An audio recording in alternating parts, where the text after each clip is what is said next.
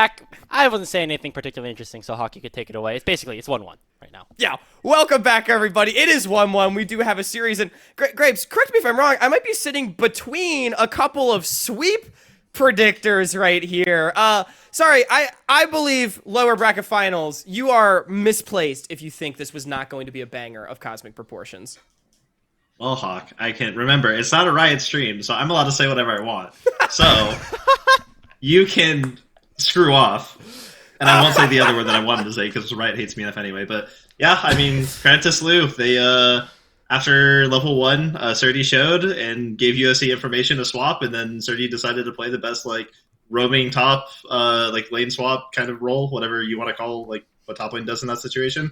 Play the best that I've seen anyone basically in the West do it for the first 10 minutes of the game and be down 4 levels, 30 CS, and still draw 4 people and still make an impact. So credit to him for being the unsung hero of that game.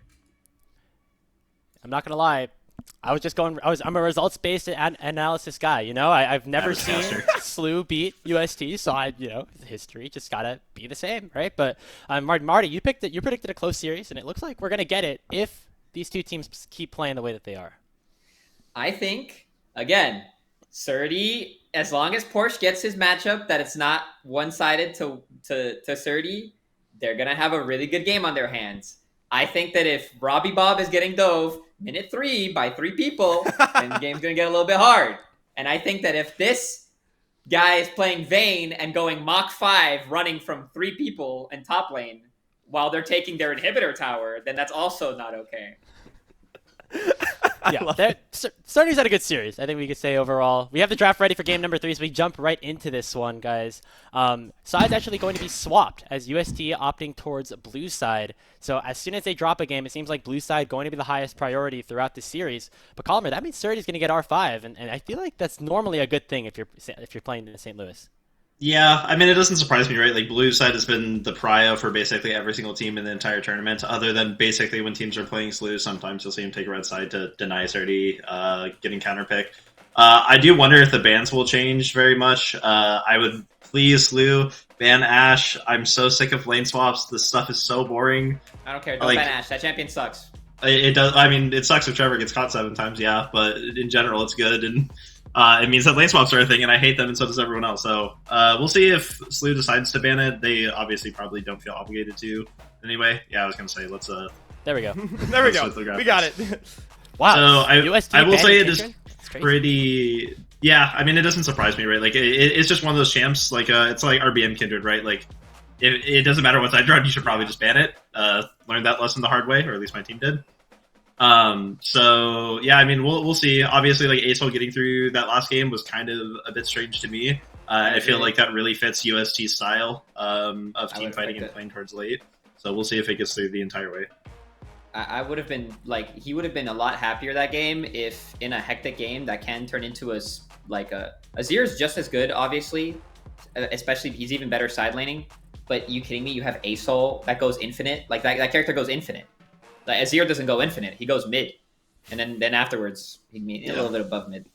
I will say, regardless of champ picks, though, it would be a bit nicer if UST either picked a bit more frontline so they can actually walk in case they run into situations where they're not ahead. Because game 1, they didn't really get punished for it, right? You have the Ashe support. You don't really have, dedicated frontline to just walk in, but you're not getting blown up because you're ahead and you're up so much gold, it doesn't matter. The last game, they fell behind, and then what you saw was that any single time that Trevor and Kenby ever decided to walk in, they just got blown up, and then the game just kind of snowballed out of control.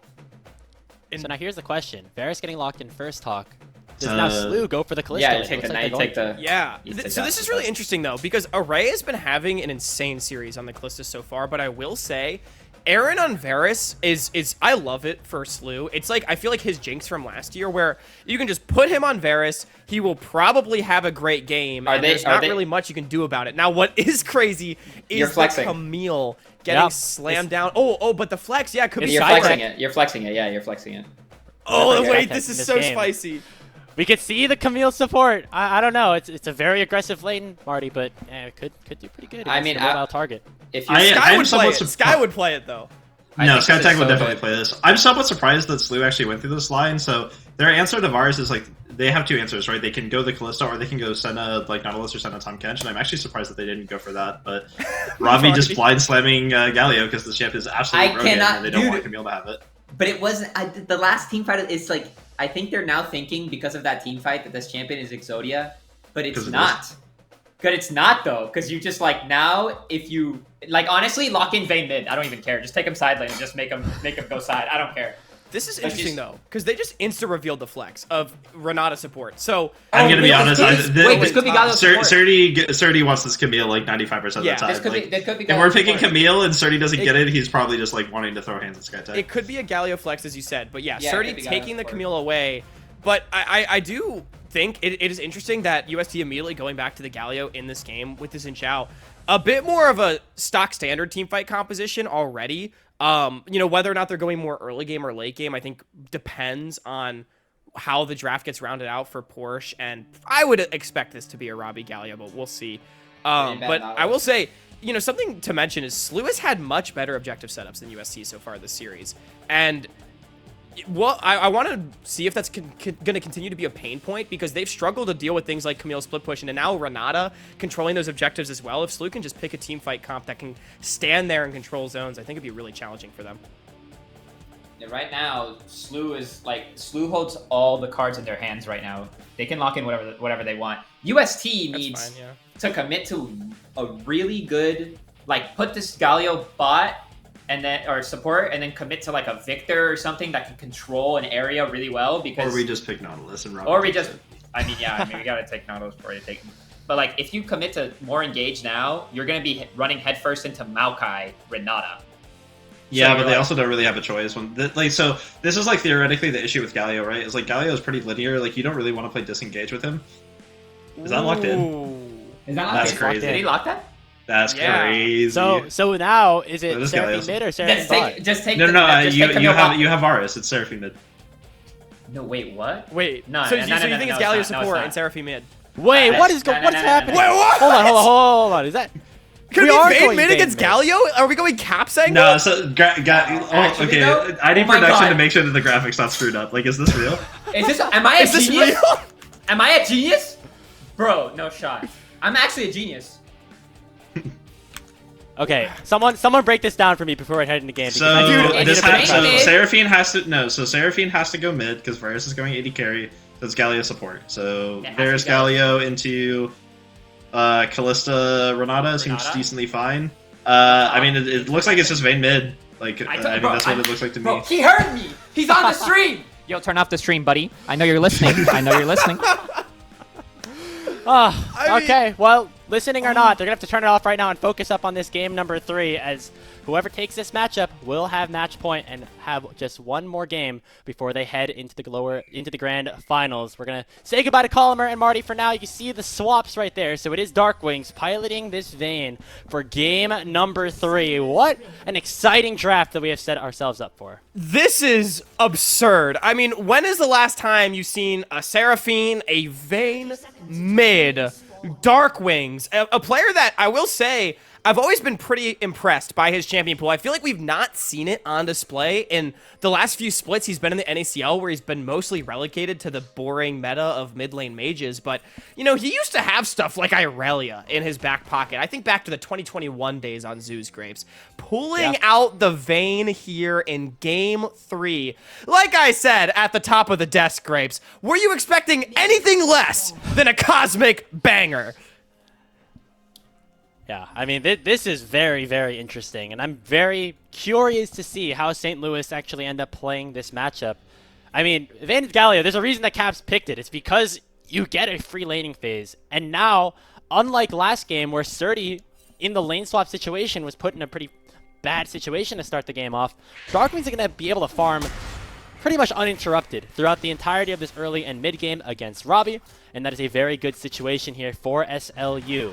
We have our first game now without a swap, and it's interesting to note Trevor is the one piloting the Seraphine, so it looks like UST is trying to fight the all-in engage of the Kalista Renata with a bit of poke. on the other side. And I'm going to be real. I think Slew cooked in this draft, Grapes. I love this. I'm a little bit worried for UST because shoe on the other foot somewhat, where I feel like St. Louis has more of the full court press composition where they're going to try to blow open in all 3 lanes with, again, no lane swaps. They can play stock standard. Surdy can do his thing, become unanswerable in a side lane. And the thing for St. Louis is, too, unlike games 1 and 2 for UST, they also still scale better. They've got the double marksman. They've got this crazy scaling Camille and a Malachi to help back them up, and so much anti-dive into what St. Thomas is bringing. I think this is going to be a really hard game for the Celts. I think it's mostly up to Kenvi and Porsche. They need to try to punish this flashless Camille on the top side and get themselves into a really good spot in this game where they can carry and take over fights. But Winnie, already invading, going to try to discourage Kenvi from moving up to that side. It's tough. All right, now Winnie going for that vertical jungle, so in a situation So now where intelligent. Surdy has complete control, shoving that wave in, helping Winnie clear out those camps. And so far, things going pretty well for Slow. The one thing that I will say is that a lot of physical damage on the St. Louis side, but there's really not a ton of champions matters. on the other side for USD that really can stack a ton of armor. Robbie Bob maybe a little bit, but he's still going to get burned down by Darkwings and the true damage. Kenvi suddenly realizing that all of his camps on the top side of the map are gone, and that he's going to be forced in a very, very bad situation.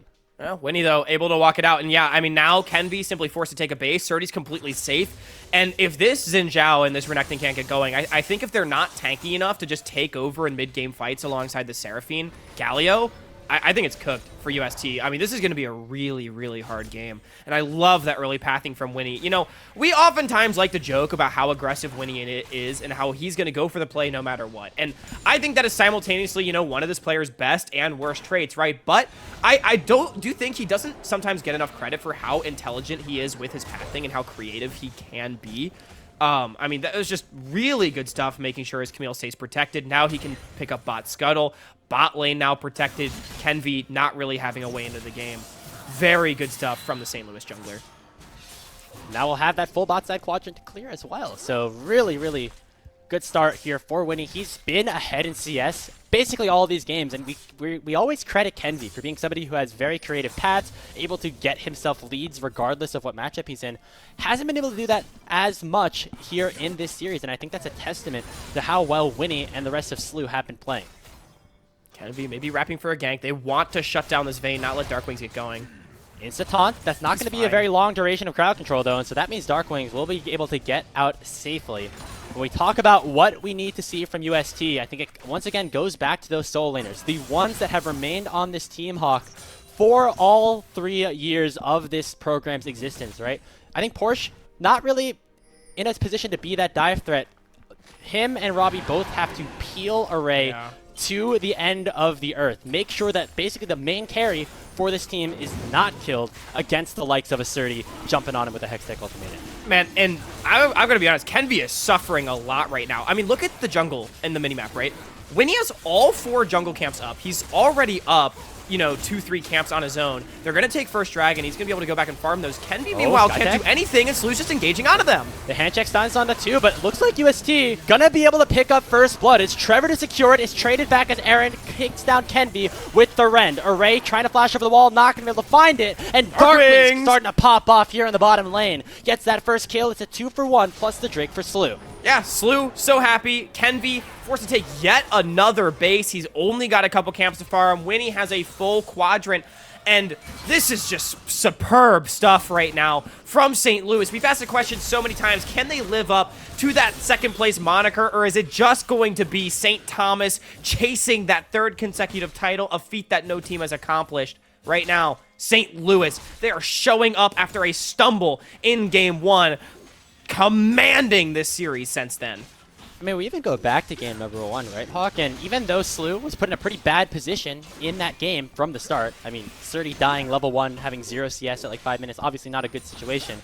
They still found ways to get back into this game, into that game a little bit. There was a world where if Slew won one more fight, the game suddenly would have gone back into their favor. And so the momentum, we talked about it in the pre-show, still shifting Slew's way once again. And now that they have taken that second game, they have a lead and an advantageous position in terms of team comp in game number 3. They're off to the races right now, Hawk. And You know, the last time these two teams played, the game plan for St. Louis was shut down Kenvi. They knew that the UST mid jungle had been the ones that were winning them so many of their games, and they wanted to try to take this guy down, but for whatever reason, it wasn't Dark Wings and Winnie's day, and they fell 3-0, right? They weren't able to link up in the way that they needed to, and Kenvi and Robbie went nuclear. But here, in the lower bracket finals, Dark Wings and Winnie, Grapes, dare I say, they've been the better mid-jungle so far, particularly in these last couple of games. They have really done their job. Kenvi has been denied, and Slew living up to the win conditions that they have set out for themselves from the minute that they knew they'd be playing St. Thomas in this college championship. I mean, let's remember last year, right, when these two teams played against each other in the CLOL semifinals. Very similar situation, although we weren't in double elimination. It was still a best of 5 to get you to that grand finals. And a big topic of conversation that whole series was that Porsche was able to dominate Vital in the top lane. And now with Surdy coming in, that really has not been the case. Porsche still had a couple of good games, but Surdy just becomes such an X factor on every roster that he's a part of that there's really not a lot that UST have been able to do to stop him, even if the early game of game number 1 was not super successful. Dark Wings just so far ahead of his opposite number already. We know what Evane can do when he gets fed, and this is going to be a difficult game because the thing is, if you use everything to try and kill Dark Wings, then who takes down Surdy? Who takes down Aaron? Just mining plates, harassing this Galio away. Baby Caps, Dark Wings, once considered one of the top prospects in North America, Grapes. I mean, truly. He was considered one of the top prospects in North America in the mid lane back in 2021. It's been, you know, a solid couple years for him, but he's stepping up. Oh, look at the disengage from SkyTech. That ultimate doing so much to get UST away. Trevor pops the heal. They really want this kill. Crescent Guard comes out and becomes lightning, as well as the piercing arrow will finally take the Renata Glass down. Aaron's still looking for a trade. The flash in, but the encore in response from Trevor could be enough. It's a double kill for Array, and UST might have found their way back into this game. The piercing arrow comes out. It's a triple kill for the Varus. And just as we're gassing up Slew, it's St. Thomas that finds a beautiful fight in the bottom side. So close either way as Aaron flashed into the encore. Brilliant patience from Trevor, and it denies the 2v3 victory in the fight for Slew, and it puts Array in yet another position to carry. It is not Robbie, Bob, and Kenvi here in this lower bracket finals, but it is Array that the team puts their faith in.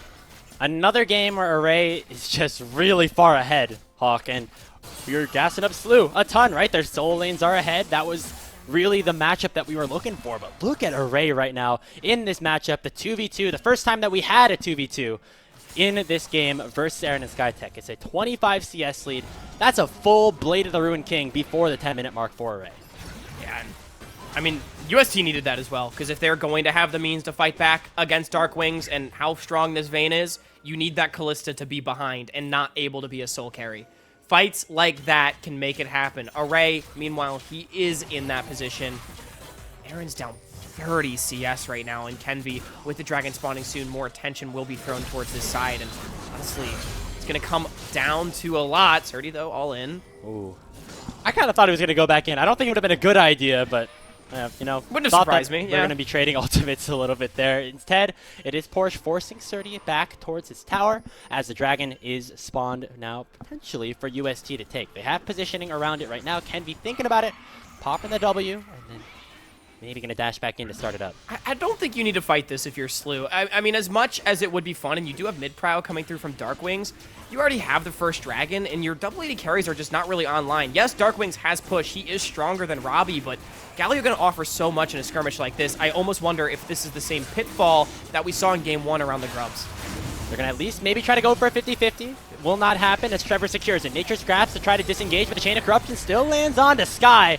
Fate's Call to try to get him away, but now Darkwing's looking to pop the aggression. A 3-man knockup. There comes the ultimate as well. And here comes Robbie Bob in response. SkyTech will fall, but it's Array that dies first. That's the main carry for UST, and now they're fighting 4v2. Kenvi goes down as well. How did UST not get a single kill in that fight? That is insane. UST has it turned around. SkyTech, a beautiful Fate's Call onto 3 to get it started, but he missed the hostile takeover. I don't know what happened. He just sent it the wrong direction, only getting Kenvi, but Array got blown up anyway, so it didn't matter. Slew snapping their jaws shut, objective not mattering, but 2,000 gold lead gonna feel good. Man, we thought that that could have been the situation that UST could have gotten back into this game. Did not happen, and it's a lot part thanks to Darkwings in that fight on the Vayne. Was able to chase people down, kite beautifully, and now Surdy might be in a little bit of trouble as well. Array now fighting Surdy. It is a 1v2, however, Surdy is 3 levels up. Piercing Arrow goes wide. It's a nice hook shot from the Slew top laner, brings him to safety. Yeah, but swapping out of that lane, maybe trying to bail Porsche out, either that or not feeling confident to step into the 2v2 after Aaron now picking up a few kills for himself and getting back into the game. Not to mention how strong this Vayne is. I mean, Darkwing. Gripes, I'm going to be honest with you. I don't think either of us expected to be talking about this player so much in this series. I mean, I alluded to it earlier. Darkwings, he's been good for the last few years, but I feel like in some ways he's not lived up to the immense hype that he had around him in a lot of 2021. But, I mean, he is playing so well in this series today. Oh, and now Winnie and co, they're pulling the trigger to try to continue snowballing their advantage. Nature's Grasp into the Condemn, comes on to Kenvi, handshake comes out, the Crescent Guard gonna buy a little bit of time. Here comes Darkswing over the other side, forces the flash out of Array. Robbie Bob forced to flash as well, so it will be all of UST surviving, but St. Louis continuing to put the pressure down. They have a 2,000 gold lead, and they intend on making that lead grow. And look at what was blown. Yet again, Slew on their side, no flashes whatsoever. On the other, it was Robbie and Array. Forced to blow that summoner spell. They're going to be able to take the objective. It's not going to be a 5-stack of grubs over to the Celts. And Slew, another good engagement for them. Surdy going to get some plates on this tower to boot. Really good position. And going back to Darkwings again, right? I mean, he's somebody who's been almost relegated to a bit of a control mage player recently, but when you talk about how he's been able to perform on these assassins, on these other champions in the last couple of days, it's or last couple of seasons. I mean, he's still got it, and he's proven it here in this game. Most certainly is. And now things are going to slow down. I mean, Slew, you know, they've not won this game remotely yet, but I think I feel similarly to this game as I did to game number 2, where Slew is just in a winning position. Assuming they do nothing egregious, they should just be able to close this one out because they have such good side lane threat and damage potential later on. Really solid ability to hit towers, fight for dragons as well, and I just think it's going to be really difficult. UST's damage, I think, falls off pretty hard later on in the game against something like this Maokai.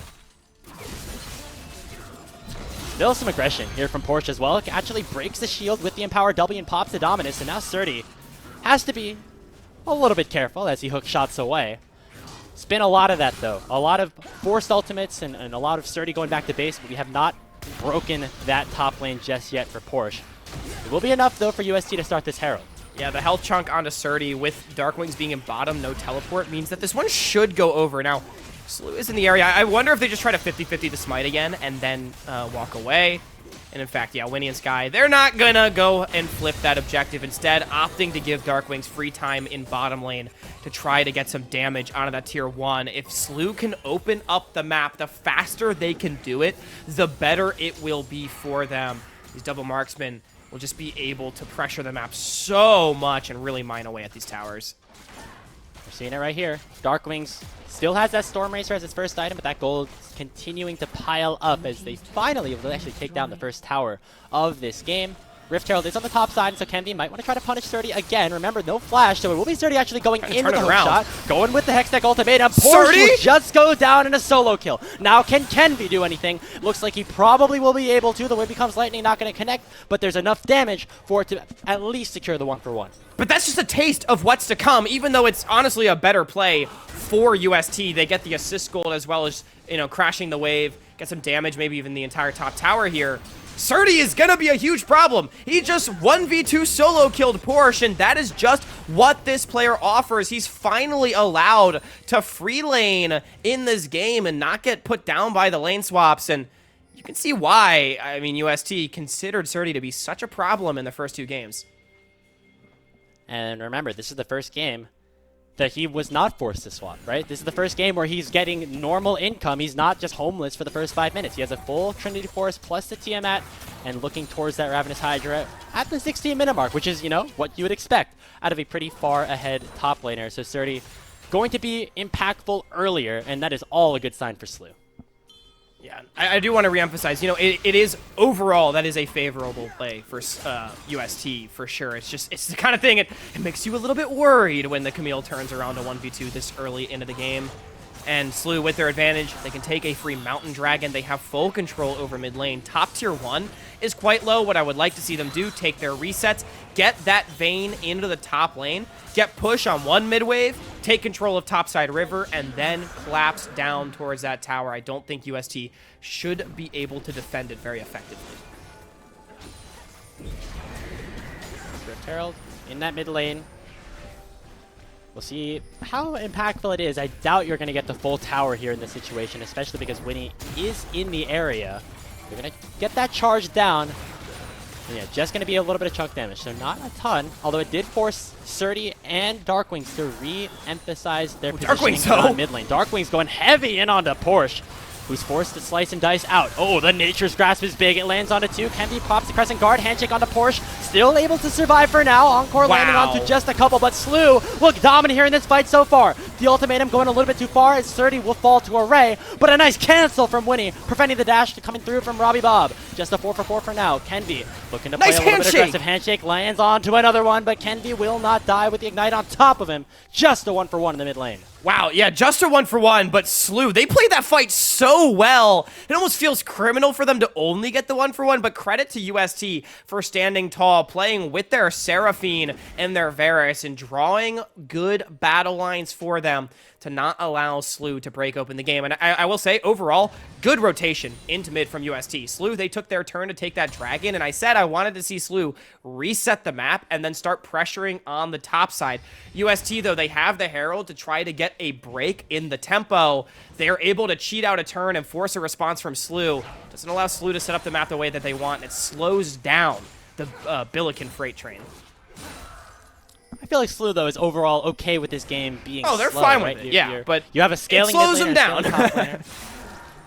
Still have a 4-0 Vayne. That's all I'm going to say. It's still looking pretty good for the Billikens. However, we see now positions where maybe UST can take some fights. The crucial thing is Array has to be that main carry for this team, right, Hawk? He's going the on-hit build. He's basically the only one with consistent DPS as we get later on into this matchup. And he's pretty far ahead. He's 4-2. The problem is you have this Camille, you have Winnie even who can flash onto you. And so once again, it's up to the rest of UST to keep Array alive. Nice move, though, from SLU. They end up getting it done, moving to the top side, taking control, allowing Darkwings to take that tower. Now half HP mid.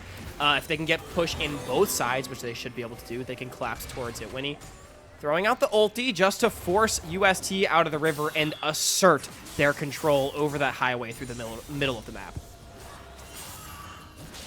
Just keeping things slow and steady so far in this one, Hawk. And it gives us a chance, again, to re-emphasize the stakes of this game. I feel like, you know, both of these teams, we mentioned at the top of the show, they had their aspirations of winning it all. For UST, it's to go back-to-back-to-back, something that no other CLOL team has ever done before.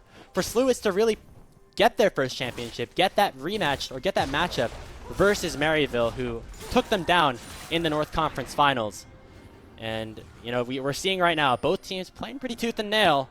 And even though a majority of our analysts predicted a UST win, given the results that happened a couple of weeks ago, it's actually SLU right now still in a really good spot. And it's crazy how much time repeats itself. I mean, it's Maryville once again sitting in the finals. I mean, Grapes, there's a reason we named our graphic to the top about individual CLOL titles for Porsche, Robbie Bob, and Nova. What an achievement it would be to become the second, third, and fourth players and staff members to win 3 CLOL championships, to join the ranks of Saskia, Robbie Bob, having a legitimate argument for greatest CLOL player of all time. Graves, if he can close this one out. Porsche right there alongside him. And it feels like an episode of Haikyuu right here. The story surrounding St. Thomas, the story surrounding SLU, how they're the little school that could, the little brother of Maryville, looking for their first title, showing up. If they could take down a rival like UST, it would just be another notch in the belt that has been so beautifully carved by Chu and the rest of the staff in St. Louis up to this point. And these programs continue to strive for greatness year after year. This is what their whole season lines up for, right? I mean, we see players on UST. We saw all of SLU participate in other tournaments, but for both of these programs, this is the main goal. This is the end game. And right now, Darkwing's making sure that we get to that end game in the grand finals as he goes unstoppable with a solo kill onto Porsche. I mean, Darkwings, what a series, and more fighting in mid. Trevor in trouble. Here comes the root. It's on to Array. He has to flash out. The Encore does slow when he down. The root goes on top of him. Alongside the hero's entrance, everybody on UST will survive. Kenvi looking a little bit aggressive, but remember, SLU's getting a lot on both sides of the map. Top bot and top tier 2s taken down by Darkwings and Sturdy. And it's just, UST has no response. These side lanes are so hard winning for SLU, and they just don't really have a way to get in. Now they're on their way to a Mountain Soul, and it is unbelievable. These solo laners, they were the ones that were brought in to bring SLU to where they had never been before. A CLOL final up against their crosstown rival. And man, it's not Surdy that has been the one doing it. I mean, look, he's had a great series, but it is Darkwings in the mid lane. He is popping off in this game. And he had a really good game too as well, right? Like, let's not forget, he even it's had a not good game just one. the I Vayne. mean, honestly, he was the one that was not griefing in game one, if I'm being real, Grapes. Yeah, had some good shockwaves for sure. And I mean, again, not the person that we were expecting to talk about a ton, but now really stepping up to the occasion, and that's kind of the power of SLU. Even though they have Surdy on their team, everybody else has that tier 2 experience, has been on this stage or bigger in years past, and so anyone can really step up for the occasion, and right now Darkwings is doing just that. The Baron is up. St. Louis have that control ward right around the pit, but UST, I think they're in a position right now where they could stop it if it was a 5v5 that broke out. Yeah, they absolutely could. UST even being the ones that are fading towards the Baron, and they are onto it, forcing a response out of SLU. Surdy has the teleport, but we saw this in game one. He opted to continue the split push onto the inhibitor. SLU mounting a contest. Baron getting lower. Yeah, Surdy still has not popped the teleport. Here comes the Nature's Grasp. Finally, Surdy will join the fight. Kenvi already in a lot of trouble at half HP. He dashes in onto Winnie, who is very tanky on the front line. And the knockup doesn't find anything. Big Robbie, the Berserk out of Skytech is huge. A UST are wiped. It's a clean ace for SLU as they make their way towards the Baron. And what a beautiful fight from SLU. It's like a cat stalking their prey as they slowly encircled UST until the point of no return had been reached. The Nature's Grasp was unleashed. UST had no way out. The teleport from Surdy, and it's Skytech subbing in for the college championship for St. Louis. He makes it happen with a 4-man hostile takeover, and you'd have to think, Grapes, that's gonna be all she wrote for game 3. 10,000 gold in the lead for St. Louis. And a Gen G Baron buff to boot. St. Louis turning things around mightily since that first game, and they are looking good to try and close things out. They will have this Baron buff, and after it expires, they can go right back to the Drake to try and claim that Mountain Soul if they have not ended the game by then. They still have the 1-3-1 power. It'll be Darkwings in the mid lane. Surdy will be able to probably sync up this wave bot and try to break open both of those inhibitors at the same time. Just have to wait for those waves to set up and see what UST want to do in response. SLU, they have the ability to play on any lane that they want. They have the ability to dive if they want. Winnie, with the Nature's Grasp, if you can come in from the side like this, can be very difficult to avoid. Right now, wrapping around onto Porsche. She's caught out, no flash, alone in a side lane, Grapes. Now uses the double dash, but still going to be in trouble. Does not pop the Dominus just yet, but I think he knows that he's dead. Darkwings goes godlike here in this game number 3. And St. Louis have a numbers advantage for the next 35 seconds. I want to talk more about these programs too, Graves, because, UST and Maryville, they can be said to be like the Blue Bloods of CLOL, right? They're the Duke, they're the UNC, they're the Kentucky. And SLU, it feels like they're in the tier 2. They're the UConns, the Villanovas of the world that have, in recent years, really been trying to crop up and stake a name for themselves. But unlike UConn, unlike Villanova, SLU, yet to win a championship, yet to even be in that final. Right here. And they want to get there now. Aaron still escaping despite the engage coming out from Kenvi. It's a nice disengage by SLU to keep their ADC alive. Inhibitor tower in the bot lane, very low, so Darkwings will go back to clear that wave and push it underneath the tower. Slew's plan is to crash both of these waves in at once to make sure that USD have to choose one or the other. And they might not even get to pick. I think they have to give both of these grapes. Porsche just getting forced off by Darkwings. Level 16 on this Vayne. Mid inhibitor gonna fall. Bottom almost certain to go. It's Skytech's in. Hostile takeover only lands onto one. The taunt from Robbie's onto two, and a big engage from Trevor as well. St. Louis has not gone down just yet. Hero's entrance just to peel, but Darkwings is still alive. The final hour is on his side, and they will not be able to take down this bottom lane inhibitor. A nice handshake cancels the dash from Robbie. They're looking to go back in. USC still looking for a fight, but they will only make it a 1-for-1 as Skytech will go down in favor of Kenby. Here comes Robbie. Lands the taunt. Is it enough damage? Not just yet, as Darkwings is still alive. He's kiting, he's dashing, he's trying to take this game, but UST will hold the line for now. UST to hold the line, but it is only that as somehow it's a 3-for-3 at the end of everything. Robbie Bob, he's the one that found a 4-man taunt to try to even things up, but it is not enough. Slew, they can recall with an 11,500 gold advantage. And I don't think St. Thomas is long for this world. It's going to be a mountain soul going over to their opposition. And where were you when Vayne Mid was the pick that put the reigning back-to-back champions on a probable match point? I was right here. I was watching the game. Same here. It was pretty fun. Soul is up here for St. Louis. Winnie, alongside Darkwings, likely to be able to take it down with the rest of UST still in the base. But what a story this would be, Hawk. UST, the defending champions, the back-to-back defending champions, now going to have to reiterate a little bit. Try to find a game plan that they can use to stop St. Louis. I will say, they team fought really well there. All their abilities hit. Robbie Bob hit some massive taunts. Trevor with a really nice encore as well. But it still only made it an even trade. Let's remember as well, it was St. Thomas that chose blue side for this game. They made the adaptation in the series, and it has not worked. Slew out-drafting and out-executing in the opposite side of the matchup, and begs the question, does UST go back to blue side, or do they go to red? Feels like the luxury of the R5 counter pick was just used so well by St. Louis. Yeah, opening up the Vayne.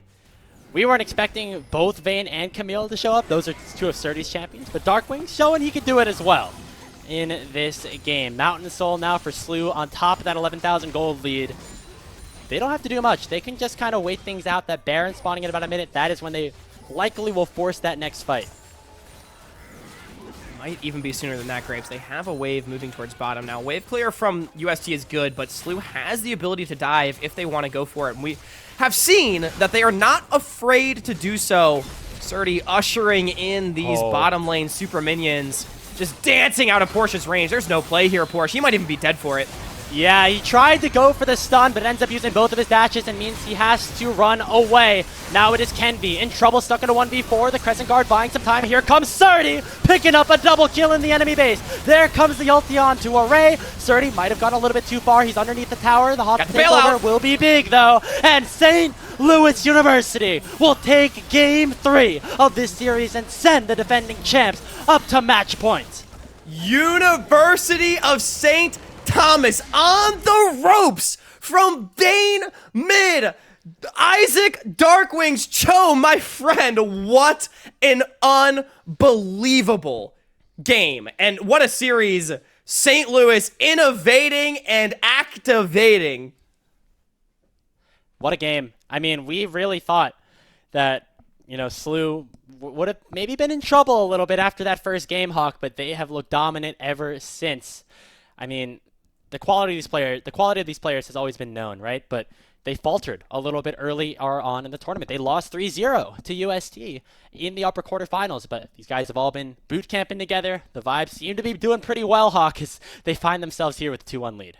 Yeah, they do. And now the ball's in UST's court. It's up to them to innovate, as they have been outmaneuvered so far in the series, but they are not done yet. That's why we get the best of fives, but they are on their final life. They've got to bounce back if we are going to see a Silver Scrapes, and we're going to go to a quick break to find out if St. Thomas can bounce back. Don't go anywhere.